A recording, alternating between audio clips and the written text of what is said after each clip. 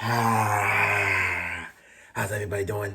Happy Victory Monday, Ravens flock. It's great to start off the week with a victory. I told you guys last week the goal was to go 1-0. We did exactly just that. Went on the road against a tough divisional rival and got the job done. We did what we needed to do to walk out of that stadium with a W. And now we get to start this upcoming week prepared to try and reach our goal again of going 1-0. The plan is to go 1-0 every single week. We got a tough opponent coming into the bank this week in the Indianapolis Colts. They should not be underestimated. We're going to put the work into practice this week and prepare ourselves for this tough matchup in order to reach our goal of being 1-0 come Sunday.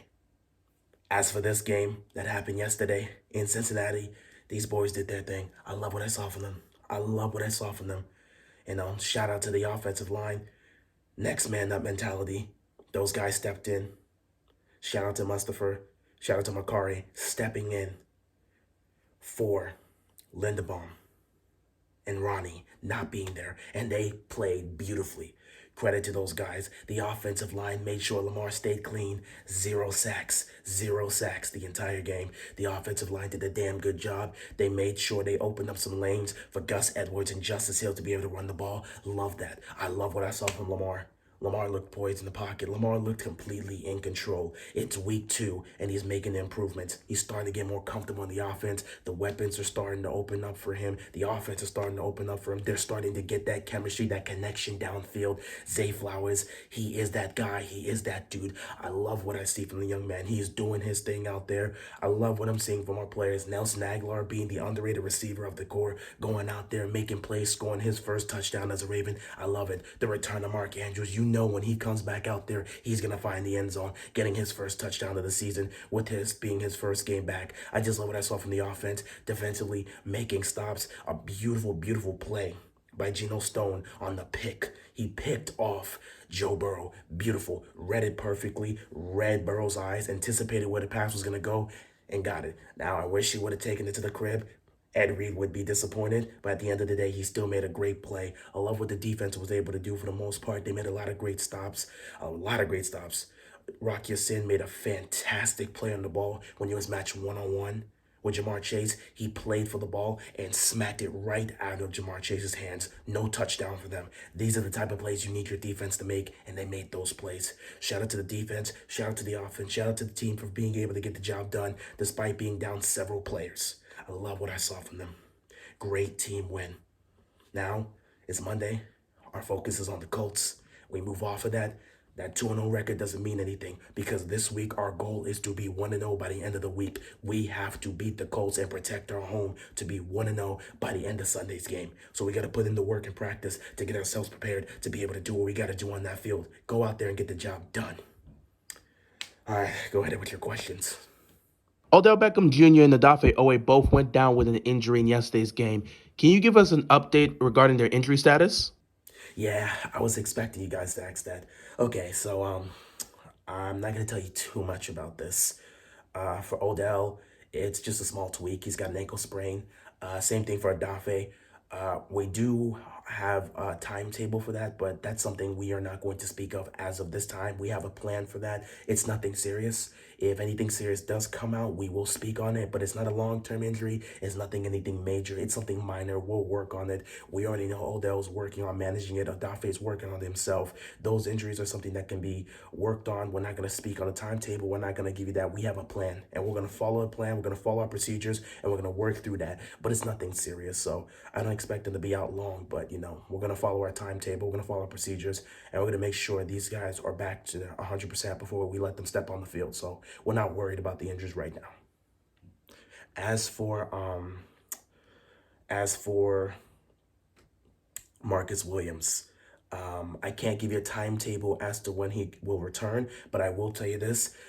We have confirmed he is not going to need surgery. Marcus has decided to not get surgery. Instead, he's going to rehab. So he will be able to return at some point this season. Like the other injuries, I can't give you a timetable on this. Now, this is more of a longer-term injury, longer down the season, so I can't give you anything about that. But I will tell you this. expect Marcus to be back on that field at some point this season. He's going to rehab and he's going to come back. So we're going to let him do his thing. He's going to go through his rehab process and do what he needs to do to help him get back on that field for the most part. Other than that, there's nothing else to really talk about Marcus Williams. He's putting in the work right now.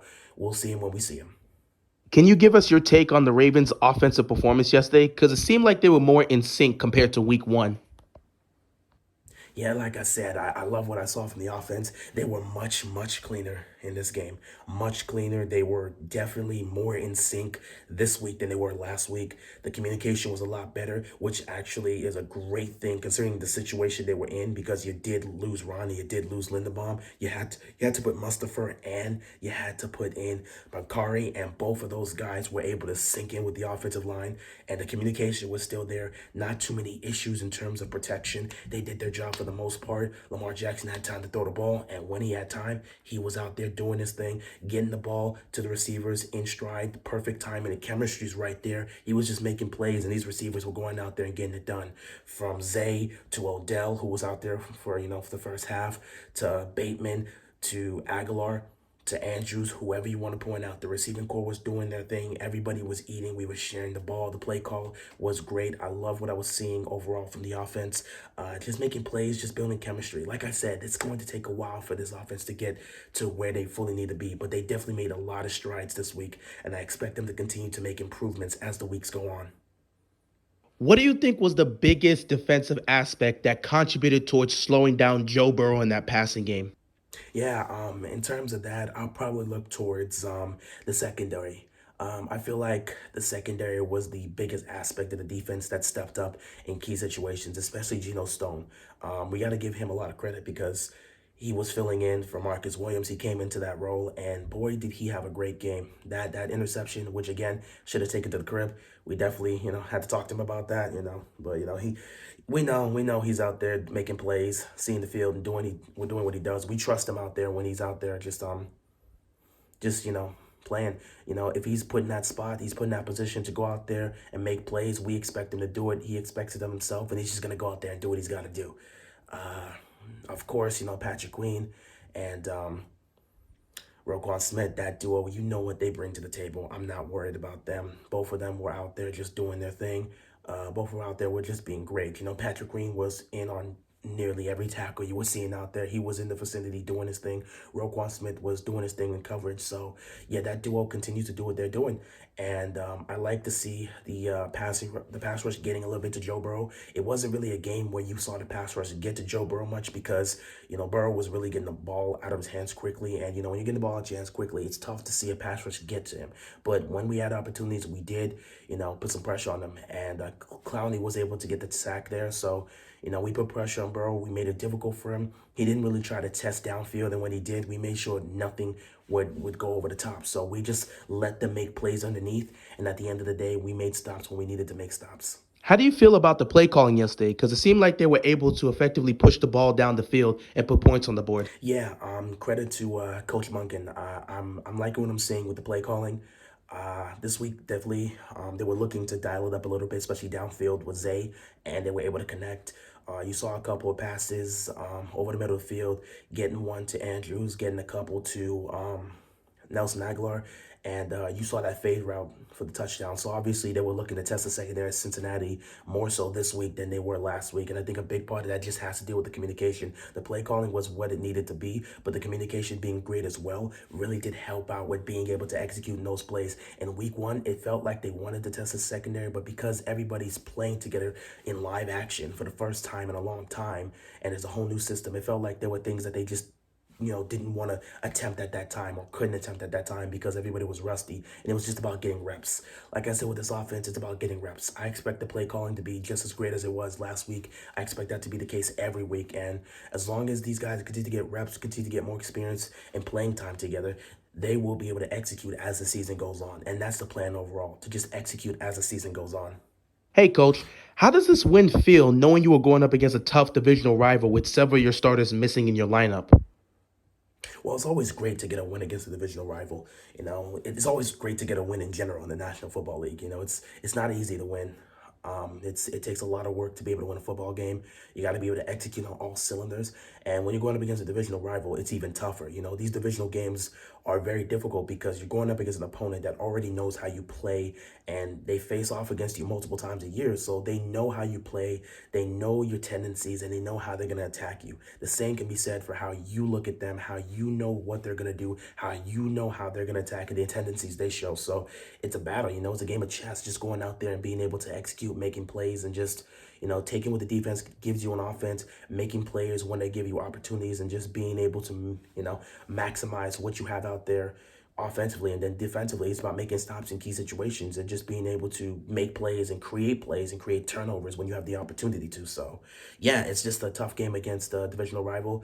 We know what Cincinnati brings to the table. We know what Joe Burrow brings to the table. He's established himself as one of the best quarterbacks in the league, so we know what he brings to the table. Jamar Chase is definitely one of the best receivers in the game, and we know what he brings to the table. T. Higgins is another very, very respected wide receiver in the league. So we know the weapons they have. We know the guys they have there. And of course, we never forget about Joe Mixon and what he brings to the running game. So yeah, we know what they bring to the table. And they're definitely a tough divisional rival. At the end of the day, it's all about preparation and execution. And that's what we displayed on Sunday. Coach, how would you grade Lamar Jackson's performance yesterday against the Bengals compared to his performance against the Texans in Week 1? Well, yeah, like I told you last week, I don't really do grading. I don't do that grading. So, in terms of Lamar, I don't really have a grade for him, but I think Lamar did a great job. He really did a fantastic job standing in the pocket, delivering the ball down the field, reading the defense, making plays. When there were moments where he needed to take off, he took off, but you weren't seeing it. I'm seeing him go out there and just being rattled. You weren't seeing him go out there and being reckless or too reckless.